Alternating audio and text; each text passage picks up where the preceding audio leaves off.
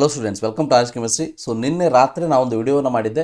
So ಅದರಲ್ಲಿ daily Hunt ಅನ್ನೋ ವೆಬ್ಸೈಟ್ನಲ್ಲಿ ಕೊಟ್ಟಿರುವಂತಹ ಮೇ 2021ಗೆ CET ಅನ್ನು ತಗೊಳ್ತೀವಿ ಅಂತ ಅನ್ನೋದನ್ನು ನಾನು ಅಲ್ಲಿ ಹೇಳಿದ್ದೆ.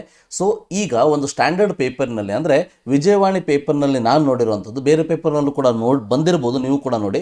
ಸೊ ವಿಜಯವಾಣಿ ಪೇಪರ್ನಲ್ಲಿ 100% ಶೋರ್ ಶಾರ್ಟ್ ಆಗಿ ಬಂದಿರುವಂಥದ್ದು ಮೇ 20 ಮತ್ತು 21ಕ್ಕೆ CET ಪರೀಕ್ಷೆಯನ್ನು ನಿಗದಿಪಡಿಸಲಾಗಿದೆ. ಸೊ ಇದು ಕರ್ನಾಟಕ ಪರೀಕ್ಷಾ ಪ್ರಾಧಿಕಾರದ ಕಾರ್ಯನಿರ್ವಾಹಕ ನಿರ್ದೇಶಕಿ ಎಸ್ ರಮ್ಯಾ ಅವರೇ ತಿಳಿಸಿದ್ದಾರೆ ಅಂತ ಹೇಳ್ತಾ ಇದ್ದಾರೆ. ಸೊ ಡೆಫಿನೆಟ್ಲಿ ಇದು ಪತ್ರಿಕೆಗಳಿಗೆ ಹೇಳಿಕೆಯನ್ನು ರಿಲೀಸ್ ಮಾಡಿರ್ತಾರೆ.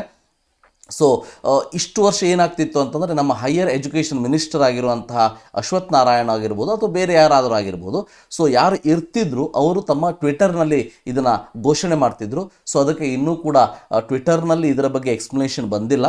ಬಟ್ ಮೇ ಬಿ ಅವರು ಈ ವರ್ಷದ ಇಲೆಕ್ಷನಲ್ಲಿ ಚುನಾವಣೆಯಲ್ಲಿ ಬ್ಯುಸಿ ಇರೋದಕ್ಕೆ ಹಿಂಗಾಗಿರ್ಬೋದು. ಬಟ್ ಎಸ್ ರಮ್ಯಾ ಅವರು ಹೇಳಿದ್ದಾರೆ ಅಂತ ಹೇಳ್ತಾ ಇದ್ದಾರೆ. ಡೆಫಿನೆಟ್ಲಿ ಇದು 100% ಶೂರ್ ಅಂತಲೇ ಹೇಳ್ಬೋದು. ಸೊ ಕಡ್ಡಾಯ ಕನ್ನಡ ಪರೀಕ್ಷೆಯನ್ನು ಮೇ 22ಕ್ಕೆ ನಡೆಸಲಾಗುವುದು ಅಂತಲೂ ಕೂಡ ಹೇಳಿದ್ದಾರೆ. ಸೊ ಅರ್ಜಿ ಪ್ರಕ್ರಿಯೆ ಆರಂಭಿಸುವ ಸಂಬಂಧ ತಾಂತ್ರಿಕ ಕೆಲಸಗಳು ನಡೆಯುತ್ತಿದ್ದು, ಅಂದರೆ ಸಾಫ್ಟ್ವೇರ್ಗಳನ್ನ ಡಿಸೈನ್ ಮಾಡ್ತಾ ಇದ್ದಾರೆ, ಅದನ್ನು ಇಂಪ್ರೂವ್ ಮಾಡ್ತಾ ಇದ್ದಾರೆ.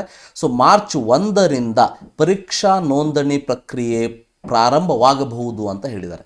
ಅಂದರೆ ಮಾರ್ಚ್ 1ರಿಂದ ಸ್ಟಾರ್ಟ್ ಆಗೇ ಬಿಡ್ತದೆ ಅಂತಲ್ಲ, ಬಟ್ ಆಗಬಹುದು. ಬಟ್ ಆದಷ್ಟು ಬೇಗ ಸ್ಟಾರ್ಟ್ ಮಾಡ್ತಾರೆ. ಬಟ್ ಖುಷಿಯ ವಿಚಾರ ಏನಂತಂದರೆ, ಮೇ 20 ಮತ್ತು 21ಕ್ಕೆ CET ಎಕ್ಸಾಮಿನೇಷನ್ ಫೈನಲ್ ಆಯಿತು. ಸೊ ತಮಗೆಲ್ಲರೂ ಗೊತ್ತಿರೋ ಹಾಗೆ ಮೇ 28ಕ್ಕೆ ಕಾಮೆಡ್ಕೆ ಎಕ್ಸಾಮ್ ಫೈನಲ್ ಆಗಿದೆ. ಸೊ ಜೂನ್ 4ಕ್ಕೆ JEE ಅಡ್ವಾನ್ಸ್ ಇದೆ.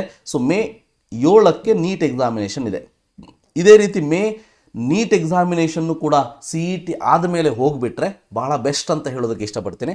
ಯಾಕಂದರೆ ಪ್ರತಿ ವರ್ಷವೂ ಕೂಡ ಹೇಗಿರ್ತಿತ್ತು ಅಂತಂದರೆ, ಫಸ್ಟ್ CET ಎಕ್ಸಾಮಿನೇಷನ್ ಬರೀತಿದ್ರು ವಿದ್ಯಾರ್ಥಿಗಳು, ಅದಾದಮೇಲೆ ನೀಟನ್ನು ಬರೀತಿದ್ರು. ಬಟ್ ಈ ವರ್ಷಕ್ಕೆ ಮಾತ್ರ ನೀಟ್ ಬರೆದಾದಮೇಲೆ CETಯನ್ನು ಬರೀಬೇಕಾಗ್ತದೆ. ಸೊ ನೀಟನ್ನು ಕೂಡ, ಯಾಕಂದರೆ ನ್ಯಾಷನಲ್ ಲೆವೆಲ್ ಎಕ್ಸಾಮ್ ಆಗಿರೋದಕ್ಕೆ ವಿದ್ಯಾರ್ಥಿಗಳಿಗೆ ಪ್ರಿಪೇರ್ ಆಗೋದಕ್ಕೆ ಸ್ವಲ್ಪ ಹೆಚ್ಚಿನ ಸಮಯ ಬೇಕಾಗ್ತದೆ. ಸೊ ನೀಟ್ ಎಕ್ಸಾಮಿನೇಷನನ್ನು ಕೂಡ ಮೇ ಲಾಸ್ಟ್ ವೀಕ್ ಅಥವಾ ಜನವರಿ ಫಸ್ಟ್ ವೀಕಿಗೆ ಹಾಕಿದರೆ ಬಹಳ ಒಳ್ಳೆಯದಾಗ್ತದೆ. ನೋಡೋಣಂತೆ ಅದರದ್ದು ಏನಾಗ್ತದೆ ಅಂತೇಳಿ. ಯಾಕಂದರೆ ನೀಟದ್ದು ಕೂಡ ಇನ್ನೂ ನಮಗೆ ನೋಟಿಫಿಕೇಷನ್ ಬಂದಿಲ್ಲ. ಸೊ ಈಗ ಅಪ್ಲಿಕೇಶನ್ ಫಾರ್ಮ್ ಸ್ಟಾರ್ಟ್ ಆಗಿಲ್ಲ. So let's wait and see. But CET ಮಾತ್ರ 100% ಶೋರ್ ಮೇ 20 ಮತ್ತು 21. So thank you, have a nice day.